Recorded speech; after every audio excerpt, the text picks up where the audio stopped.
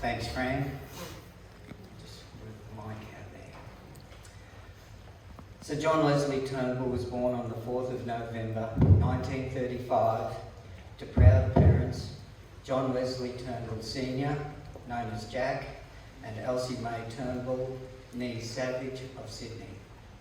He later became the older and much loved brother to Pamela, who completed the Turnbull family of 4. John spent his early years and youth growing up in the suburbs around Beverly Hills. He tried his hand at many different sports such as football, cricket and tennis.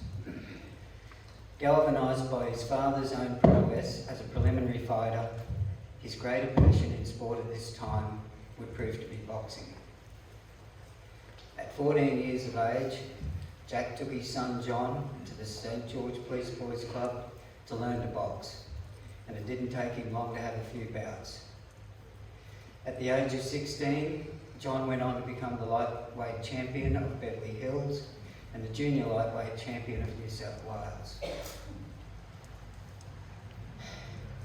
After a previous Queensland holiday, where he met the young Shirley Randall, and to whom he would later write letters, in 1953, John's family, and perhaps with some encouragement from Dad, made the decision to move to Queensland, and they settled in Capalaba. Back then, the roads were corrugated dirt, there was no electricity, and they relied on water tanks. Primitive, but they survived. In fact, they enjoyed it. Not surprising, John discovered there was a boxing club at Cleveland, and he was drawn back to the sport he loved. It wasn't long before he won the Redlands District Amateur Welterweight title. He had entered the quest for the 1956 Olympic Games and was performing splendidly when a badly cut eye put him out of the running. When John became a professional boxer, he fought under the name of Johnny Noble as a tribute to his father. In his 4 fights as a professional, he was undefeated. The first fight went the distance, and the last 3 were won by knockout.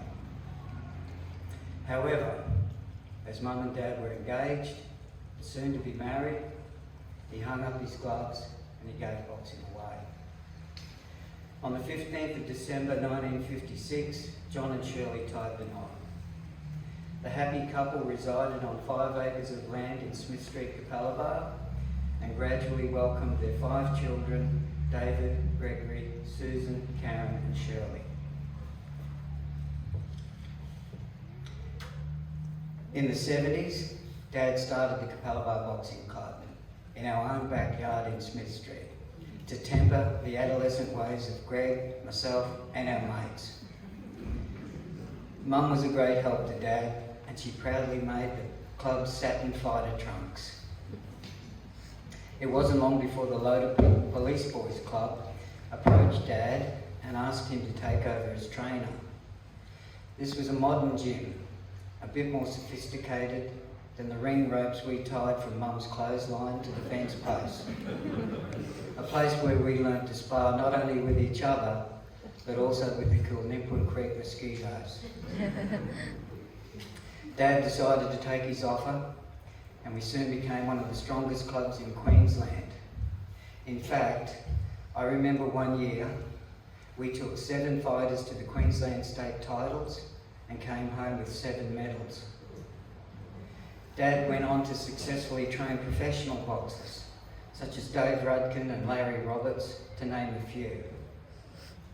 Our amateur boys, which included our Randall cousins, some local boys, Greg and myself, in Dad's words, were winning everything.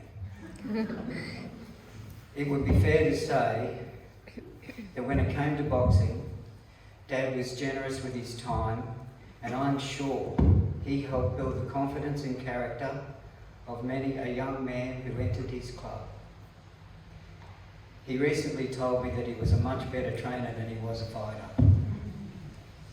In 1973, Dad was selected to take charge of the Queensland amateur team to fight in Noumea in the Oceania Games. The competition was very strong and the team performed well, winning 2 silver and 4 bronze medals. Around this time, Dad worked as a lineman for the Southern Electric Authority, fondly referred to as the SEA. With his parents nearby on Redland Bay Road, it was easy for Dad to take up an earlier hobby he'd shared with his father as a greyhound trainer.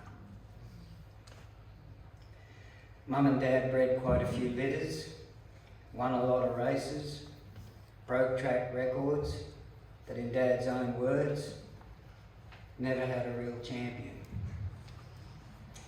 Dad became an enthusiast for the sport and had a regular writing column in the Walk and Talk Greyhound magazine called Chit Chat with Johnny T.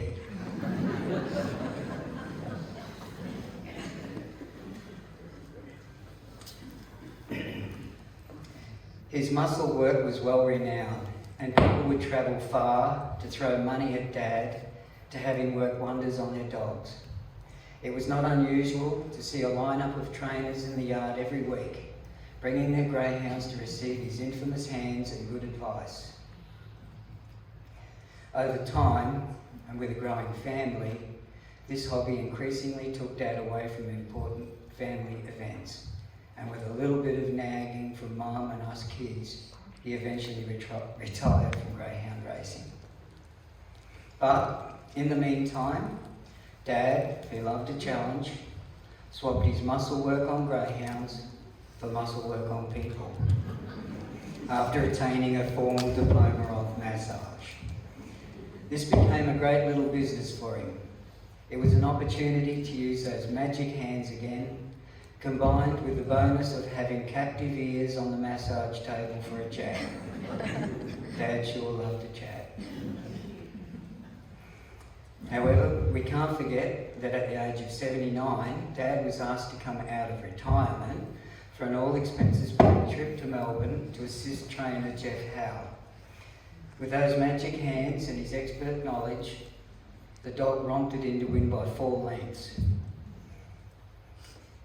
In 1980, Mum and Dad sold up and moved on to 5 acres on Mount Cotton Road. Life in the 80s was full of family weddings. As was customary, Dad, being a proud father, would delight us with a great heartfelt speech, totally off the cuff. This tradition continued across every family gathering to give us all a sense of occasion, and what I wouldn't give to have some of his confidence here today. Dad was also a wonderful father-in-law to Victoria, Ted, Ronnie, Wes, Rob and Alison. The 90s was full of grandchildren, and like his mother before him, he was incredibly one-eyed. And those kids were bloody good kids. What a good-looking bunch he'd say. I guess if you're on Dad's team, he always had your back. His next sporting passion became lawn bowls, and he became a member of the Capalaba Bowls Club. It wasn't long before Dad found himself sitting on various committees, playing, as well as working behind the scenes for the betterment of the club. Here, he made more lifelong friends, some of whom are here today. Of course, Dad loved to give the family an update of his bowls at every opportunity, talking us through every roll-up, the ups and downs of winning and losing. Fortunately for Dad, he was still playing bowls right up until the end.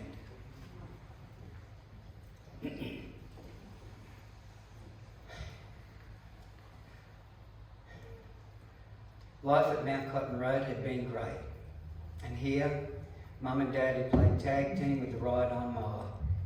But to simplify things as they got older, they moved into a property at Melaleuca Village in Capalaba, where they made new friendships and enjoyed the activities on offer. It was during this next phase in Mum and Dad's life that they would be dealt a devastating blow with the loss of their son, our brother Peg. This rocked us all terribly, including big, strong Dad, who had always been so stoic. We noted that at the end of Dad's life, how he, like his son, when faced with the inevitable, continued to show good humour, enormous courage, and dignity. Looking out at so many families, friends and acquaintances gathered today is a sign of a life well lived. What a legacy. Dad, now you've hung up your gloves for one last time. Susan, Shirley, Karen and I will look after Mum, and you will always be in our hearts. In closing, I'd like to share the last few words I had with Dad. He took my hand with everything he had and he said, "We've always been great mates, Dave." And I replied, "Right from the start, right to the very end, Dad. And I always had you back. Rest in peace."